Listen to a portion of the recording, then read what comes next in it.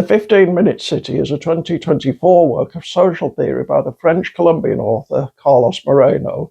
Born into a rural family in the eastern Andes in 1959, Moreno joined a guerrilla organization pledged to the restoration of democracy at the age of 19, but fled to France a year later, where he was granted asylum. He studied computer science and mathematics at Paris-Sud University and became an expert on robotics and technical design.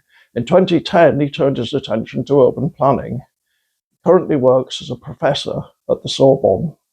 Moreno summarizes his central idea in Chapter 1. The 15-minute city, he says, represents an urban model in which the essential needs of residents are accessible on foot or by bicycle within a short perimeter. Because he describes many real cities where his concept's already been successfully applied, the book contains lots of infographics where the essential needs of residents are engagingly presented.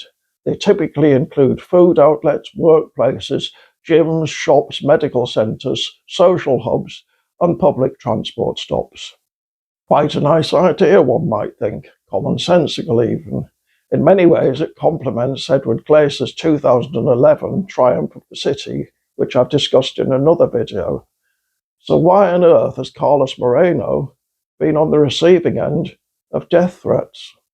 Well, that would be because some public figures see the 15-minute city as a plot to introduce Stalinism by the back door. In the House of Commons, the Conservative MP, Nick Fletcher, called it an international socialist concept. The psychologist Jordan Peterson described it as a perversion, and it's enjoyed a starring role in a conspiracy theory called the Great Reset, in which a soon-to-be-installed global dictatorship imposes a lockdown and confiscates all our cars to ensure we stay put.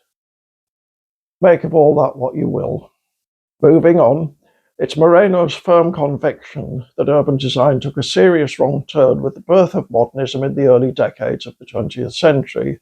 Until then, cities have been organically grown spaces whose basic facilities, markets, town squares, banks, guild halls, amongst many other things, mingled. But partly under the influence of mechanized industry, that was thought to be muddled and inefficient. Central to the solution was a Swiss-French architect called Le Corbusier, who believed the different functions of a city should be assigned to different zones. People should live in one zone, work in another, shop in a third, go for walks in parks in a fourth, and so on. The different zones should be linked by roads to allow inhabitants to move between them as quickly as possible. That obviously suited the car manufacturers, and with the help of consumerist influencers such as Edward Bernays, the car soon became the symbol of modernity. Le Corbusier's ideas were disseminated at a number of high-level architectural conferences with official declarations and charters, the most famous of which, the Athens Charter, appeared in 1933 and made Le Corbusier's vision into something like a reigning orthodoxy. By the late 20th century, however, it was beginning to look untenable. More and more people were going to work in cities, which, because they were now predicated on motorized vehicles, were a major source of pollution, as well as being hazardous and alienating. New centaurs have populated our cities, Moreno says at one point, half human, half car. And because cities bundled living accommodation into one zone, without necessarily providing much in the way of nearby facilities, cities, inner cities in particular, weren't necessarily where you'd choose to live. The 15-minute city aims to restore people to the centre of urban planning. It's not about abolishing cars, just deprioritizing them. The first part of Moreno's book looks at the theory, but he's also been at the forefront of global attempts, many of them already successful, some ongoing, to implement it. The second part is a review of those attempts in places like Paris, Milan, Buenos Aires, and Melbourne. It can feel a little repetitive, but it's interesting to see how much detailed research and planning occurs. It's never a matter of one size fits all.